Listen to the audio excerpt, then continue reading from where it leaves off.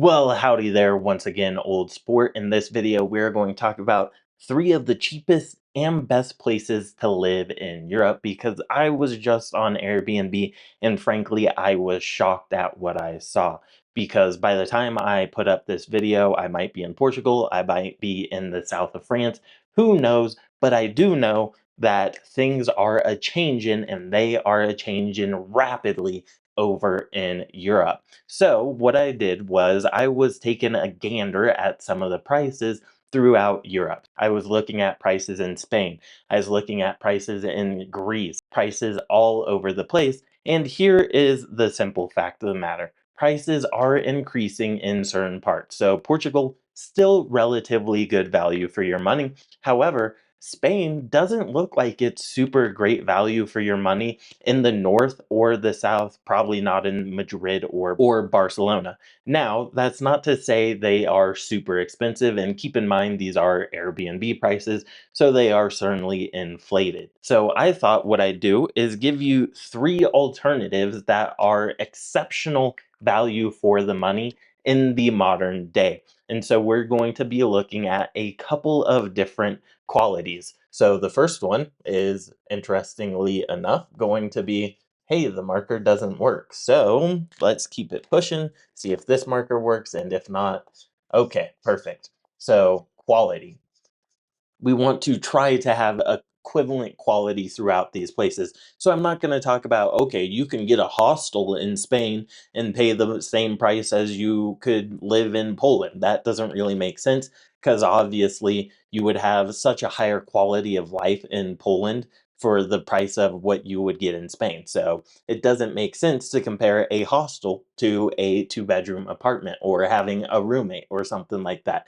So we are going to equivalate whatever for quality, then obviously cost, then probably let's go with dating as well. So with that said, I'm not going to have a ton of experience with this in the places I'm about to talk about, but I can give you my high level overview for the most part. So, what I'll say here is that places like Warsaw, places like Prague, places like the south of Spain, and to some extent, even Portugal are certainly getting more expensive.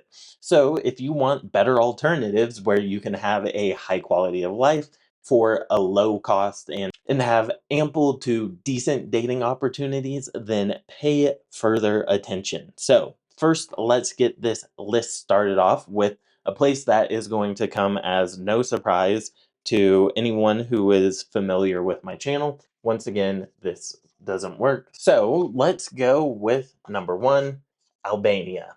So Albania is a fraction of the cost of Spain and even Warsaw. So when I was looking on Airbnb, a decent place in Albania, so I'm thinking Durrës, but it could be Tirana as well. You would be shocked at what you could get for around 700 bucks a month. A little bit less than that, but the comparison that I found in Warsaw, 1500.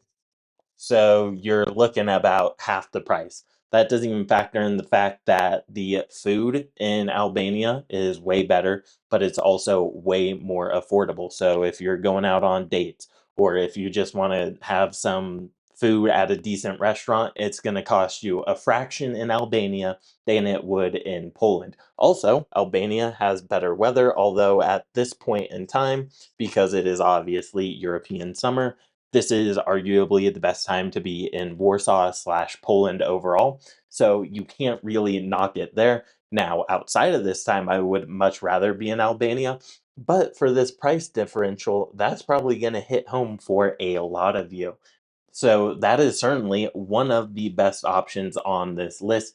Then when it comes to dating, like I said, limited experience, but I was pleasantly surprised with the look of the Albanian women. And I will say, like I've said in a billion other videos, the Polish women aren't the most attractive in my personal opinion. And like 99% of the people I know who actually live in Poland they are all dating Ukrainians or Belarusians or other people who aren't Polish women. So take that for what you will. Also, I will say that there tends to be a bit of lip fillers among the Polish population, but we aren't going to get into a critique because they are super friendly and all that good stuff. I just think the quality is higher in Albania, although the quantity may not be as high, so there's kind of a give and take there. Also, it depends on what you're looking for. Like I said, I don't have any real experience with that aspect in Albania, though. But I do have experience in Poland, so keep that in mind. And I certainly know some people who would disagree with me on this aspect, but once again, if you follow my stuff where you are an ambitious guy who is working towards your goals, you're not going to have a problem in any of these places that I recommend, all right? And then it really just comes down to personal preference. So, with that said, Albania is the first place on the list that is a cheaper alternative. The second place on this list is going to be Montenegro, which not getting the best out of this market. So we're going to have to make some adjustments here. Now, what I'll say in regards to Montenegro is you're mainly looking at, I believe it was Budva when I was taking a peek because of the prices in Kotor and what's the other place called? I don't remember, are a little bit higher on the spectrum. So I think Budva was about $1,000 a month, give or take, maybe closer to 800, somewhere between 1,000 and 800. So you're still getting great value in comparison to a place like Prague or Warsaw. But I will say Budva does not compare to Prague or Warsaw as a city. So keep that in mind. But I will say the quality of food in Montenegro absolutely shocked me when I was there a few years ago. So I would assume it's still true. And once again, you're going to get a lot more value for your money if you're going out to eat. And I have absolutely no experience in dating there, so I couldn't go down that rabbit hole with you. Then finally, what we have is maybe gonna be surprising to some of you, but you're gonna be looking at Serbia. So I would probably only be looking at Belgrade, but there's also Novi Sad or something like that, which could be interesting. But this is about 900 bucks a month. So once again, really good value to be had there if you want to be in Serbia. And I will also point out that there was also like Bulgaria is pretty close. Bucharest or Romania, I guess, was also relatively close, but they're about 300 to $400 more expensive, which actually kind of surprised me because Romania used to be one of the lowest cost. Also, there's Moldova, which seemed to be about on par with Serbia, but I've talked about Moldova quite a bit, and I think Moldova probably has a higher barrier to entry because it's more difficult to get to and there is more of a language barrier. Not to say there's not going to be any language barrier in either of these places, but I would just say Serbia is slightly more tourist friendly kind of vibes. So that is why I went with Serbia. So you are certainly going to get excellent value for your money. And then, as I've said numerous times, I would say this is probably going to be the most difficult place for dating of the options. Well, actually, I don't know because I don't have experience in Montenegro, but probably going to be the most difficult. However, probably also the most attractive in my personal opinion. But you're going to get absolutely ridiculous value for your money. And then I guess I could throw in one extra bonus one because this is a place that I am actually heavily considering going for numerous reasons. But obviously, you're going to have to take this one with the caveat of safety because I don't want anyone to go here under any illusions. So I'm gonna say Odessa in Ukraine. So obviously, we know why I have the safety caveat about Odessa in Ukraine, but it is ridiculous value for money. So just for a quick peek, let's switch screens. Okay, so let's look at what you can get in Odessa. So I don't know anything about Odessa, so I don't know what these regions are, but $1,000 for what looks to be a pretty nice place. I don't know if this is a decent area or anything like that, but great reviews, 1200. I mean, what is this 400? That's probably we aren't even going to look at that. But let's just scroll in. As I said, I don't know what kind of regions these are, but 1,200, that place that I showed you, that was ridiculous for whatever price it was. That is insane. Looks like this is in the city. Oh, it was 1,000. That's insane. To give you context, I'm looking at places in Malaga, and they're like 2,800, 3 grand, and they're probably not even this nice. Like, give me a second, and I'll go to Malaga.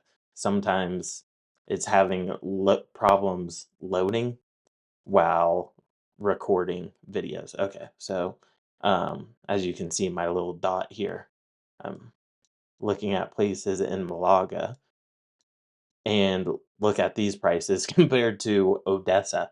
So I'm gonna be paying an arm and a leg here, but like look at what 5 grand gets you, right? 5 grand in comparison to that place that was 1 grand. Now, obviously, one of those is a war zone because of a psychopath next to the country, but we aren't going to get political on this channel. Like, okay, 3 grand. Like these places are ridiculously like these places are not nicer than that place from what I could see, and they are 4 times the price. So that's why I say Odessa could be a potential place because it's definitely going to, let's go on the big screen once again, is definitely going to check this box right here because I mean, if you know, you know, obviously it checks all these boxes. So those are three of the best and cheapest places to currently go in Europe, in my personal opinion. Now, they probably aren't the best for living, and then obviously, my special shout out, you need to be very, very aware of what you are getting into. But once again, let's go to the screen as a quick reminder. The whole reason I recorded this video is because I was seeing, well, I saw the prices in Malaga and I was like, well, might as well just stay in my place in Portugal and just fucking fly back and forth. But we won't go down that route. But part of the reason I wanted to show this to you is because, like, look at this. In Prague, we have what? 1,500, which isn't completely unreasonable, right? But look at some of these other places, 2 grand, 2 grand, 1,600. And if you know Prague, this is generally where most people are going to be staying in this area, right? But there's one for 1,000, I guess. Room. See, that's why you gotta look for the equivalencies in quality. So a room is one G, where in Albania you can get a beachfront place for $700 a month by yourself. That's probably 2 bedrooms. Then let's look at Warsaw. Like, I'm not saying these places aren't worth going to, but the value for money is quickly dwindling in some of these places. So, Warsaw, not absolutely ridiculous. You can find a couple places in here. Once again, it looks like a dedicated workspace in an eco room. Don't know what that is. Generally, I stay in this area by the Bowery. Where are we? Where are we? So, in here. So, not ridiculously priced. 1,300. I probably wouldn't stay there, but okay. Let's see. Let's filter real quick for entire home and see what we get in this area. So 2 grand, 3 grand, 2,700. I mean, like I said, that's getting to be Western European prices where you could probably get something in London for that kind of price. So what kind of value is there to be had there? I don't know. But once again, we're getting on a bit of a tangent now. So let's just wrap the video up. I think I made it clear why I wanted to record this video, because some of these places are getting a bit played out and there are better up and coming alternatives. Now, with that said, we're going to wrap this up and I'll see you guys in the next video. As always, peace. Like, comment, and subscribe. Almost forgot.